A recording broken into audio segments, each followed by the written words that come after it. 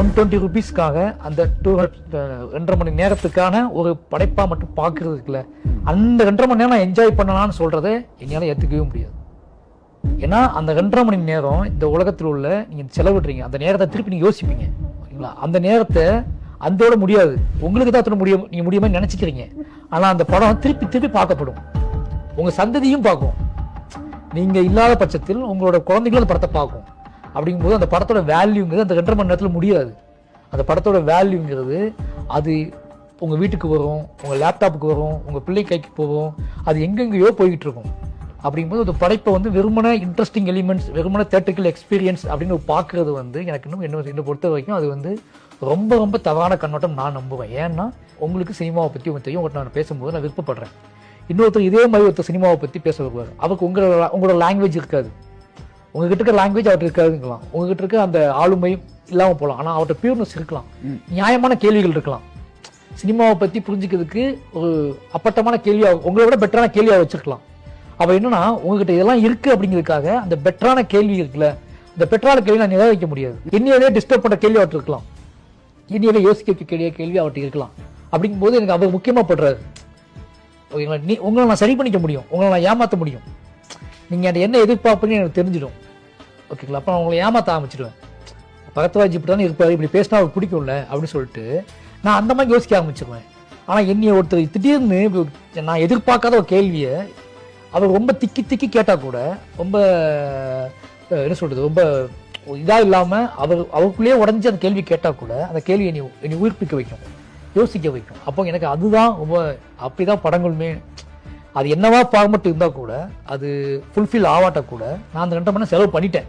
நான் வராமல் இருந்தால் பரவாயில்ல, நான் பார்க்காம இருந்தால் பரவாயில்ல, பட் நான் சூஸ் பண்ணிட்டேன், 2.5 மணி நேரம் செலவு பண்ணிட்டேன். அப்படிங்கும்போது அதுக்குள்ளேருந்து என்ன எனக்கு கிடச்சிச்சு அப்படிங்கிறது ரொம்ப முக்கியமானது.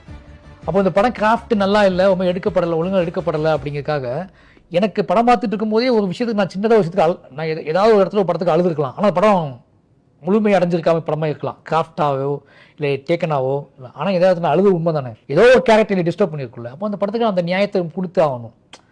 இதுதான் நான் பார்க்குறது. ஒரு விமர்சனம் தான் வந்து என்னென்னா, நிலையான ஒரு படைப்பு, நிலையான வாழ்க்கைக்கு நம்ம தேவைப்படுதுன்னு இருக்குல்ல. நான் இன்றைக்கி வந்து சும்மா நான் பார்த்துட்டு ஒரு படத்தை பார்க்க 2.5 மணி நேரம் கொண்டாடுறேன், அப்படி போய்ட்டு அடுத்த படத்துக்கு போய்ட்றேன், அங்கே போய் கொண்டாடுறேன், அடுத்த படத்துக்கு போய்ட்றேன் அப்படின்னு நான் வாழ முடியாது. அப்படி வாழ்க்கைன்னா அப்படி நான் வாழ்ந்துருந்தோம்னா இந்த இடத்துக்கு நான் வந்திருக்க மாட்டேன். நான் நிறைய நாட்டாமையை வந்து 100 தடவை போய் பார்த்துருப்பேன். சரிங்களா, சகலகலா உள்ளவனே எத்தனை பார்த்துப்போம் எனக்கே தெரியாது, ராஜாத்தி ராஜாவை எத்தனை பார்த்துப்போம் எனக்கே தெரியாது. இன்றைக்கி அந்த படங்கள் நான் பார்க்க மாட்டேன். ஏன் அப்படின்னா அந்த மாதிரி படங்கள் எடுக்க நான் ஆசைப்படவும் மாட்டேன். வேற ஒரு இடத்துக்கு வந்திருக்கேன், யோசிக்க வந்திருக்கேன். எதுக்காக யோசிக்க வந்திருக்கேன் அப்படின்னா, என் வாழ்க்கைக்கு அந்த படத்துக்கு எவ்வளோ தூரம் இருக்குன்னு ஒரு அறிவு வருது, இதன் மூலமாக நான் என்ன கற்றுக்கிட்டேன்னு ஒரு விஷயம் வருது அப்படிங்கல. அப்போ அதுக்கு நான் பொய்யா எடுக்க முடியாது. அப்போ எனக்கு இந்த 2.5 மணி நேரம் இவங்களை என்கேஜாக வச்சுருக்கோமா அப்படிங்கிற கேள்வியை விட, அந்த 2.5 மணி நேரத்தில் அவன் இனி எவ்வளோ நாள் அந்த 2.5 மணி நேரத்தை செலவு பண்ணிவிட்டு அவன் என்ஜாய் பண்ணிட்டு போயிடுவான். வெளியே போனதுக்கப்புறம் திருப்பி அவனு நானும் யாகமே ஆகிடுவோம். அவனுக்கு எனக்கு எந்த தொடர்புமே இருக்காது. அந்த 2.5 மணி நேரம் என்னை பயங்கரமாக பாராட்டுவான். அந்த 2.5 மணி நேரத்துக்காக திருப்பி ஒரு 1 இயர் கழிச்சு, ஒரு 2 இயர் கழிச்சோ நான் அவனுக்கு ரொம்ப டிஸ்டன்ஸ் ஆகிடுவேன். அந்த படம் தான் அவனுக்கு வேணும், நான் தேவையே கிடையாது. நான் எப்போ தேவைப்படுவேன்னா, அந்த என்ஜாய்மெண்ட்டையும் தாண்டி அவனுக்குள்ள நான் போவேன்ல, அப்போ அவனை தேட ஆரம்பிப்பான். அவனோட சுக துக்கங்களில், அவனோட தத்துவார்த்த பிரச்சனைகளில், அவனோட லோன்லியாக இருக்கும்போது அப்போல்லாம் நான் தேவைப்படுவேன். அந்த 2.5 மணி நேரம் என்னை கொண்டாடாமல் விட்டுருந்தா கூட இந்த நேரத்தில் அவன் நினைப்பான். அப்போது படைப்பாளனுக்கு எது ரொம்ப முக்கியம் அப்படின்னா, இப்போ என் படைப்பை தாண்டி என் படைப்பு கொடுத்த அந்த 2.5 மணி நேரத்தை தாண்டி என்னோட படைப்போட ஆதிக்கம் இருக்குல்ல, அது ரொம்ப முக்கியம். நினைக்கிறேன் படைப்பு வந்து கொஞ்ச நாள் அவனை நீடிக்கணும், அவன் அடுத்த சந்ததிக்கு கடத்திட்டு போகிற விஷயமாக அந்த படைப்பு இருக்கணும் அப்படின்னு ஒரு